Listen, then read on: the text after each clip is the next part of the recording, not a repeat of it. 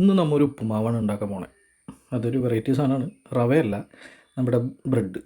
അതായത് മധുരമില്ലാത്ത ബ്രെഡ് ഉണ്ടല്ലോ, അതെടുത്തിട്ടാണ് നമ്മത് ചെയ്യാൻ പോകുന്നത്. അതിലേക്ക് കുറച്ച് വെളിച്ചെണ്ണ ഒഴിക്കുക, കടുകിടുക, അത് കഴിഞ്ഞിട്ട് സബോള, പച്ചമുളക്, ഈ സാധനം കൂടെ നന്നായിട്ട് മൂത്ത് വരുന്ന സമയത്ത് നമ്മുടെ മധുരമില്ലാത്ത ബ്രെഡ് എടുത്ത് പൊടിച്ചിട്ട് ഇതിലേക്ക് ഇട്ട് കൊടുക്കുക. ഒരു 90s കാലഘട്ടത്തിലുള്ളവർക്ക് അറിയാൻ പറ്റുമായിരിക്കും ഒരു പക്ഷേ. എന്നുവെച്ചാൽ നല്ല വിശപ്പുള്ള സമയത്ത് ഈ സാധനം കിട്ടിക്കഴിയുമ്പോൾ അതൊരു വേറൊരു ടേസ്റ്റായിരുന്നു. ഈ സാധനം നമ്മുടെ പെങ്ങളായിരുന്നു നമുക്കിത് ഉണ്ടാക്കി തന്നിരുന്നത്.